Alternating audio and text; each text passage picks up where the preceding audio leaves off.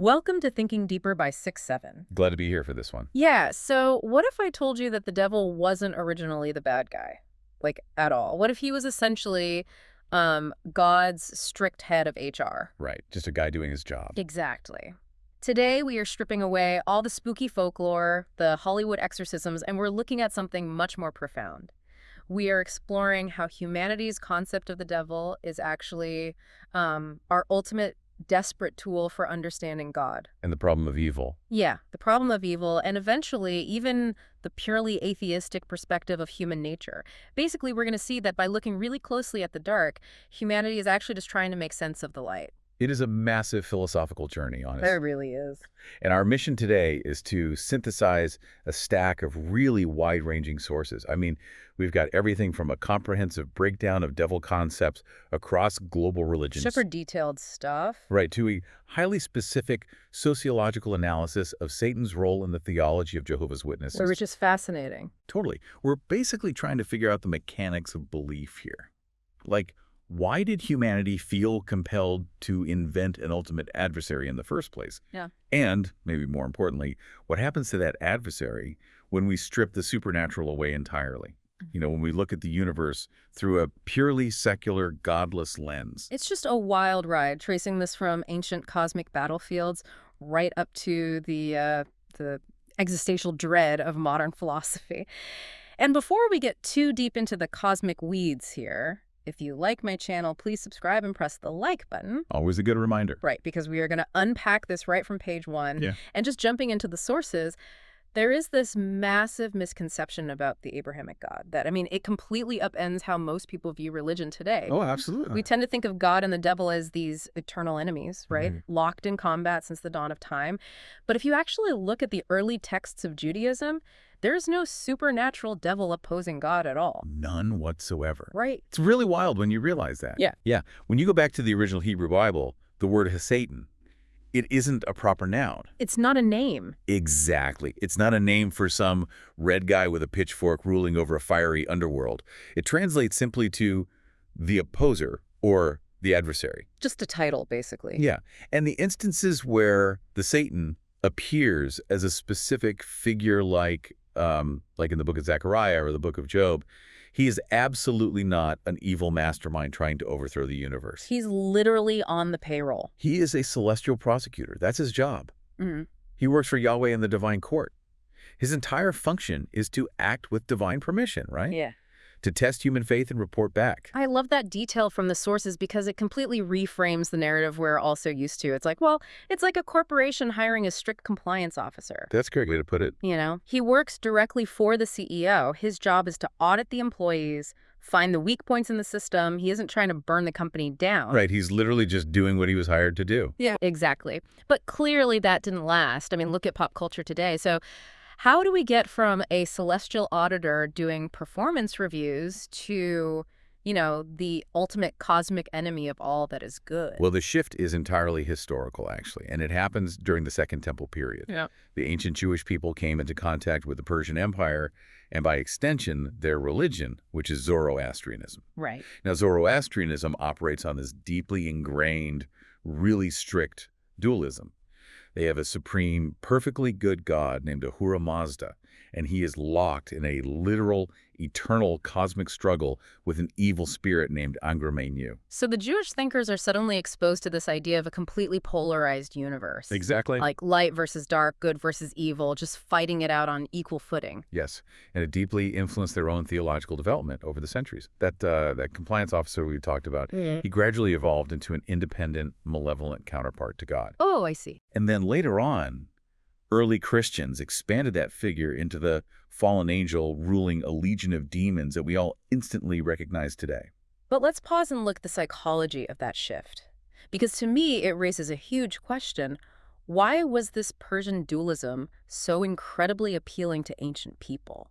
Like, why did humans feel they needed a devil to the point of adopting this entire concept? It really comes down to a concept called theodicy. Theodicy, right. Which is essentially just a fancy theological term for the ultimate paradox, the problem of evil. Imagine you're an ancient farmer, right? Aren't I? If you believe in an all-powerful, entirely good, entirely loving God, you have a massive philosophical crisis on your hands the exact moment a plague wipes out your village. Or a drought starves your family. Exactly. Because if God is perfect and in control of literally everything, then God sent the plague. Which is a terrifying thought. Yeah, that breaks the whole system. So you need a scapegoat. You need a buffer. Creating a devil provides this necessary layer of insulation for God.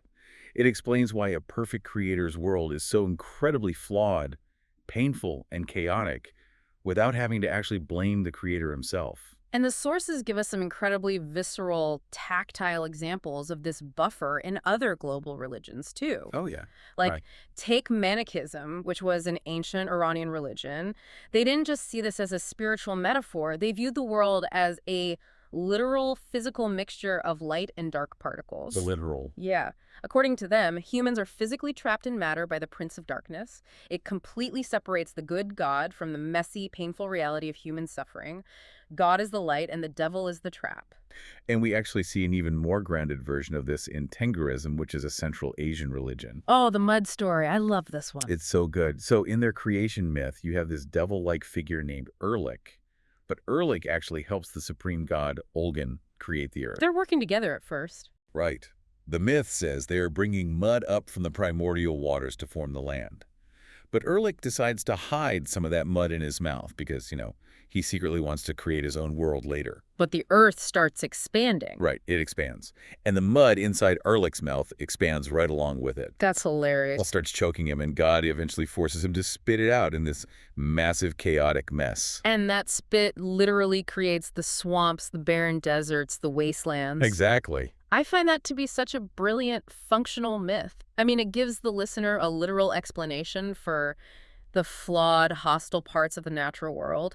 God made the fertile valleys, the devil spat out the malarial swamps. It preserves God's perfection perfectly. By shifting the blame for everything dangerous in the world. It really is an elegant solution to a very complex problem.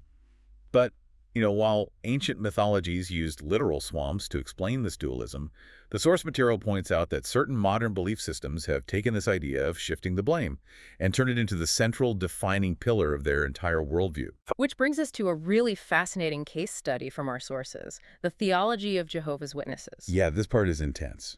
It is, because if ancient Zoroastrian dualism was the spark, this highly structured modern faith has turned it into a roaring fire. Based on the deep dive into their sociological and theological framework, the sources suggest that you could argue Satan, not Jehovah, is actually the main protagonist of their Bible. I mean, that sounds like a contradiction, right? How could the villain be the protagonist? Yeah. But when you look at the mechanics of their narrative framework, Satan is the one who initiates the entire plot. According to Jehovah's Witness theology, God did not foresee Satan's rebellion in the Garden of Eden. It caught him off guard. It completely caught him by surprise. And because God didn't know it was going to happen, Satan's deception basically forces God's hand. Satan makes the first move, and God has to react. Exactly. It forces God to come up with a 6,000-year backup plan to eventually redeem humanity. So Satan is the active catalyst for the entire biblical timeline. And to justify why God allows this 6,000 years of suffering to unfold, instead of just, destroying the devil immediately, the sources highlight a very specific analogy that Jehovah's Witnesses use. They call it the teacher and the student. Yes. They illustrate the problem of evil, that theodicy we mentioned earlier, by asking you to imagine a rebellious student. Okay. This student stands up in the middle of a classroom and claims that teachers' methods are totally wrong. Yeah. The student insists he knows a much better way to teach the class. Right. Total insubordination. Exactly. Now, to prove to all the other students that this rebel is a fraud, the teacher doesn't just silence him or kick him out. The teacher steps back, hands over the chalk, and allows the rebellious student to run the classroom. Which naturally results in total chaos. Complete chaos. Okay. The teacher lets the class completely fall apart to prove an ideological point. Wow. In this specific theological analogy, Jehovah is the teacher, Satan is the rebellious student, and the observing angels up in heaven are the rest of the class. So God allows 6,000 years of human suffering, war, death, solely so he can definitively prove his sovereignty and his right to rule to those watching angels. That's the framework, yeah. Now, the source material points out a massive philosophical friction here for anyone analyzing this from the outside. Because if we apply human logic to this teacher and student analogy, it deeply challenges the concept of a benevolent God. Oh, absolutely. Because if a human teacher actually acted the way Jehovah does in the Old Testament, they wouldn't just step back and quietly watch the student fail with their arms crossed. I mean, according to the biblical narrative, God is constantly intervening. Right. He is flooding the classroom, so to speak. Exactly. He's whispering hints to certain favorite students. He's punishing others. He's letting the classroom devolve into literal life and death chaos. And all of this just to protect his own authority and prove a point to the angelic audience. It's a huge issue. The sources argue this creates a huge theological quandary about the very nature of benevolence.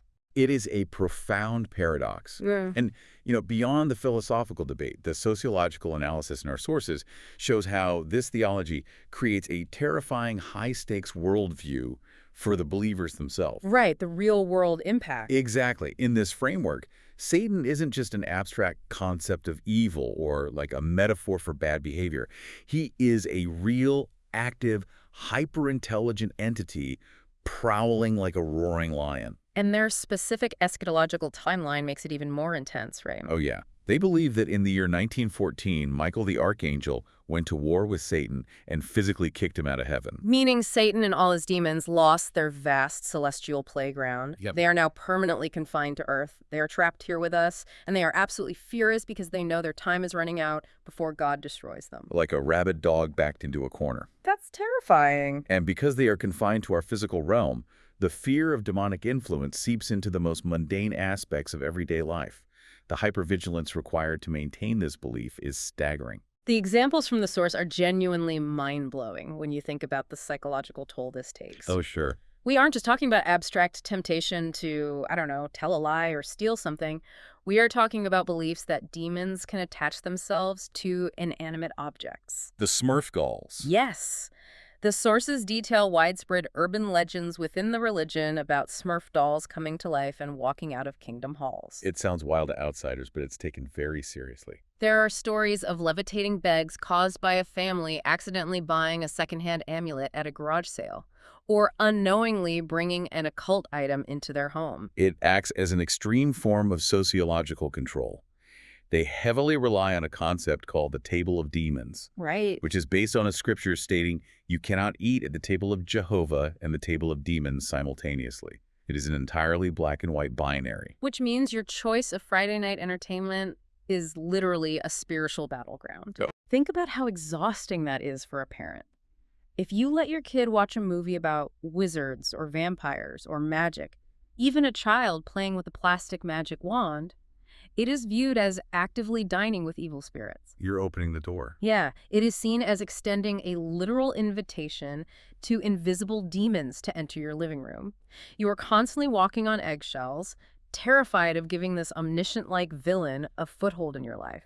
It builds this impenetrable psychological wall between the religious group and the outside world. The exhaustion is exactly the right word for it. Yeah. When the blame for the world's chaos is placed on a literal, external, cosmic monster constantly hunting you, you have to spend your entire life hiding from that monster. Right.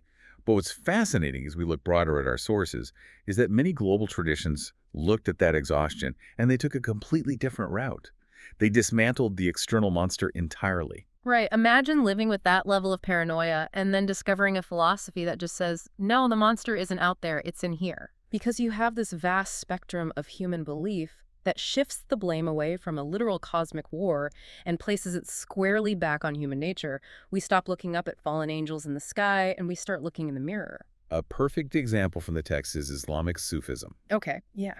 In Sufi philosophy, the devil isn't an external creature trying to possess a toy in your house. The devil is the human ego. Oh, wow. It's that selfish part of you that claims I too much, risking an arrogance that belongs only to the divine. The ultimate adversary is simply your own pride.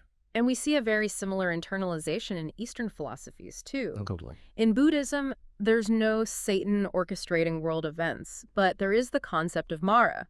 And Mara isn't a literal demon trying to eat the Buddha under the Bodhi tree.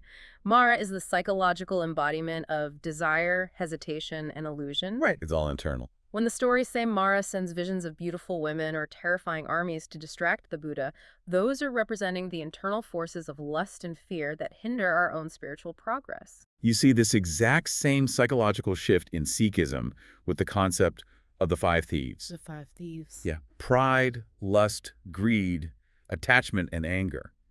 These are internal temptations that rob a person of their spiritual peace. And the Baha'i faith explicitly states they do not believe in a literal supernatural devil. Oh, really? Yeah, to them, Satan is entirely a metaphor for the selfish, lower nature of humans.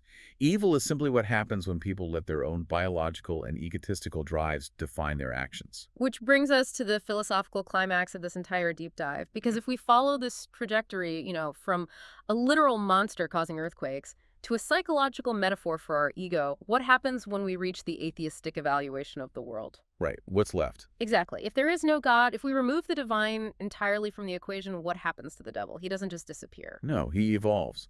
In secular and atheistic perspectives, the concept of Satan is radically repurposed. Take atheistic Satanism, like the Satanic Temple, which the sources cover.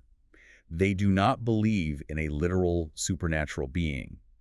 They don't worship a deity at all. Right. No literal devil worship. For them, Satan is a powerful, provocative symbol. He represents human nature, rational inquiry, free thought, and specifically, defiance against oppressive, restrictive religious authorities. So he becomes a mascot for rebellion. Pretty much. He's the ultimate protest sign. Precisely that. And this ties deeply into existential philosophy. Think about Friedrich Nietzsche. When Nietzsche famously declared God is dead, he wasn't making a triumphant biological statement. Right, he was talking about society. He meant that traditional, absolute religious morals had lost their foundational authority in the modern post-Enlightenment world. In a world without a literal cosmic judge handing down stone tablets, the figure of Satan transforms into a metaphor for rebelling against outdated dogmas and embracing human autonomy. And then you have thinkers like Albert Camus, who was dealing with the profound absurdity of a universe that simply doesn't care about us. The absurd, yes. For Camus, there is no master plan. There is no divine teacher running a classroom and letting a student fail just to prove a point. The universe is godless, silent, and inherently meaningless. It's just chaotic. Exactly. In that framework, the concept of Satan represents the inherent chaos of existence. It's the disorder and the absurdity we constantly struggle against when we try to forge our own meaning and purpose in a life that doesn't inherently have any. In the atheistic view, the shifting of blame that we started this deep dive with happens for the final time. Okay. The blame moves from the cosmos down to the human ego and finally rests entirely on human will and societal structures. Evil isn't a supernatural force whispering in our ears.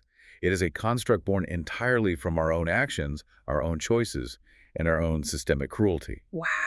We don't need a devil to explain why humans hurt each other. Human nature and the chaos of existence do the job perfectly well on their own. So just synthesizing this massive journey for the listener, whether you are looking at the Maori god Fatu in Polynesian mythology, Yes, the lizard-like lord. yeah, this lizard-like lord of darkness feeding on the dead in a deep cave to explain mortality, or an atheist using the image of a horned Satan on a flag to fight for justice and bodily autonomy. Humanity is basically using wildly different vocabulary to describe the exact same thing. That's the core insight of these sources, really.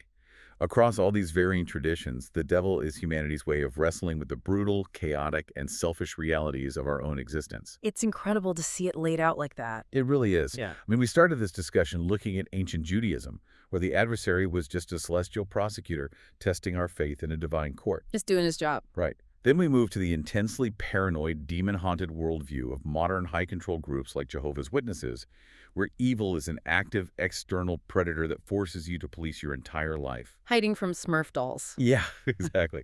And finally, we arrived at the atheistic understanding of the devil as a mirror, a symbol reflecting our own psychological flaws, our capacity for cruelty, and our deep-seated existential desire for rebellion and meaning. It's all about trying to make sense of the dark. Definitely. And I want to leave you with a completely new thought to ponder on your own today, building on everything we've just unpacked.